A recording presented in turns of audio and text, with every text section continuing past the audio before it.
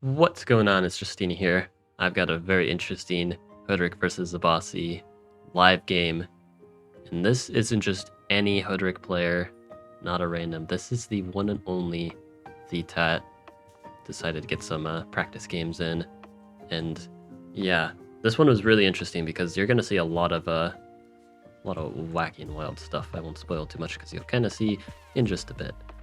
But this is a very action-packed game. So starting off immediately, my spawn is phenomenal. I go for the very rare construction opening. Normally I say don't get construction opening, just upgrade the city and workshop, but in this case I see the terrain and I want to explore. And if you're planning to go explorer, well, I guess I could get explorer this turn, but I'd rather actually do it next turn, get construction this turn, because I know I want it here anyway.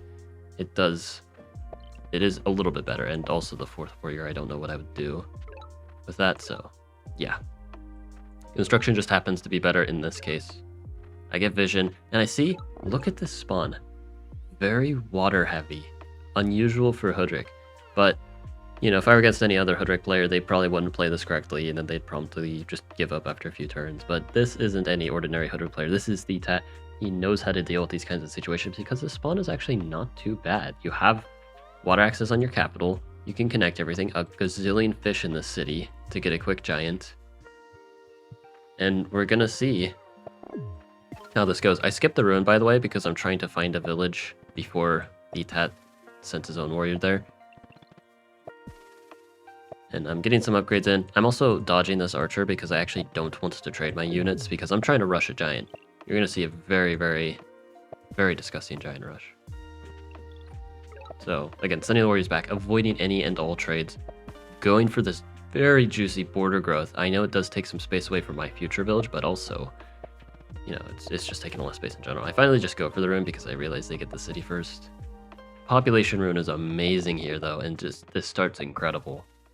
And against most players, the game would basically be over here. Not a problem to convert double giant turn 7, which will lead into fast markets. And the opponent just has a very watery spawn. They can't respond with markets of their own. I'm already going into writing, trading. Now I can secure this village. And it's just a phenomenal spot for me. They get their giant now. Double giant turn 9, 2 turns slower than me. But I'm just sitting pretty with such a spectacular spawn already. Go for this workshop and a rider. I have exactly enough to get trade on the next turn. And then spew a ton of markets. So there's roads, trade. And how can the opponent punish me? You can't go with markets of your own. He does have naval control, though. It's not over. And he's going to start pressuring my border growth city. I get my markets down. But instead of the game just being over here, things play out in a very interesting way. There's another Juggernaut. He actually outnumbers me in giants currently. And there's so much pressure here. And with these 4s here on his own terrain, he's getting these defense bonuses, so I can't easily remove these giants with just my own giants and riders. And he's got archers supporting. Soon it's going to get even more devastating than that. I get another pop ruin, though. Midjuan really wants me to win this. Having to sack some units, though, which will mean I have to give away a Gate of Power Monument, another border growth to enhance my markets further. Get another giant going with a nice road connect. Capture another city. And then with this, I can get another lighthouse. I guess this wasn't played the best because I didn't need to road connect this turn. Something live game moment. There will be a lot of mistakes from both sides. Probably due in part to that. This was a very complicated position, but you can just see all this pressure kind of being mounted because these guys kind of sending a lot of his resources into this, and like all these quick giants, all of that, really hard to deal with actually, despite my economy advantage. I'm able to knock Tat off this village, but it won't last. Setting up another giant, and getting myself Grand Bazaar. But I just kind of need more units here, because giants alone aren't going to get it done. Tat does have archers and scouts to support, and you can really just see my giants are just getting chipped away like crazy. Sieging the city with a warrior, by the way, playing around any and all Houdinis. You always want to be mindful of Houdinis at the highest level of the game. So that's why he's not going in for the final siege. He knows I've got a giant push. So no reason to risk a Houdini. But I am able to trade off a giant. I need to just trade off all the giants so then the archers are exposed. I actually kill with the giant because I'm expecting my giant to die anyway. I'm able to take out a scout. I have to kind of scare off this vet sword away because it's being really annoying. And I go fishing here. Gets me some more economy. And I can also upgrade the city, but I don't want to yet because I actually really want to get Eye of God. And if I get the Explorer now, the way that this will be, this is an ocean tile because it's not next to any land. So I don't think the Explorer will actually funnel the way that I want. It won't be able to like see these tiles. It's not close enough. So I'm not likely to get Eye of God. But I'm getting some more units because I'm just trying to hold on. Now a bomber, more pressure, giant sieges, and I don't have a Houdini here because I don't have a way of covering this force tile. And now with Gate of Power, because I kind of had to give away a lot of kills, now double giant in the north, and again, I've got markets, but this is really, really tricky to defend. I have to just brute force unsiege with just riders, and a bit of a awkward sequencing there, but it does get it done. Now sailing. And sailing at first glance seems really good because my idea is I just want to get Eye of God, and I'm basically paying 20 stars for a monument and some long-term potential. However, the Explorer misses Eye of God, and I just spent 20 stars. And yes, I have markets. I've got a lot of stars to spare, but I don't have that many stars to spare. I really need Shiv, or archery, or strategy, or just more giants. So wasting all those stars on sailing when I'm already under all this pressure is really bad. I do have a city advantage right now, but if I'm losing cities, even with my markets, I'm putting myself in a rough spot. Like, DTAT has complete naval dominance.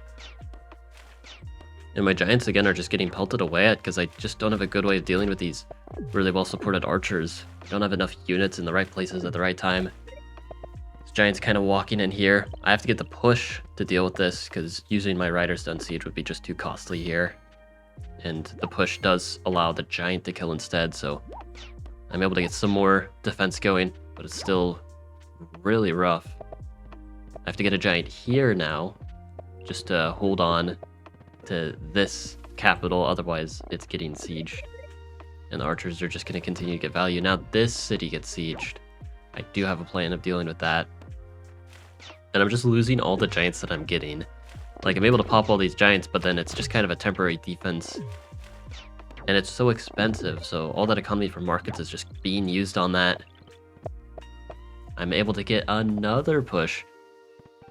And then here's another crucial moment. So I push this giant, but soon there's just going to be another giant siege. This giant is so well supported with the scouts and archers and potentially bombers as well. This juggernaut can also walk in. But this juggernaut is also thinking about taking this city. But only thinking about it because DTAT knows if he sieges, I only need to cover 2 tiles for Houdini, and I have 2 monuments in my pocket. And with that in mind, it might seem a little weird what I'm going to do. So after I sack a unit, I use both of the monuments that I saved on this city, basically saying, you can take this city. Because this pressure in the north, if he's allowed to pressure in the north here, will be just too strong. I know I'm going to be losing my city, and I care much more about this city. Also, by getting this giant here, this is a nice chance to counterattack. Plus, if I'm just holding my monuments the whole time, anticipating the siege, then I'm holding 2 monuments, and that alone is already really bad. So I have to use them at some point. I'm going to use them now, kind of bite the bullet, let him take the city if he wants, and kind of go on my way. It's a hard city to defend anyway. The only way to defend it was with that Houdini threat. So I'm just not even going to bother. And I've got a lot of economy, but it's still not easy.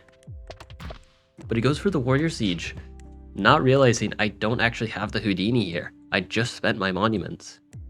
So he can just go in with the giant. But instead he sieges with the warrior, actually letting me unsiege, but there's still so much pressure here. Now defenders and now cloaks. And this border growth city, again, such a juicy target for cloaks. riders alone are not going to be a good answer, and also riders with giants are also not going to be a good answer. So I need the big guns, chivalry. I can't afford to spam knights here, and that's going to be huge because it's also going to help deal with these archers at the same time. The giants are still a whole nother issue, and there's a lot of giants to deal with. But it is, you know, something. Now another bomber just chipping away at my units that I so desperately need.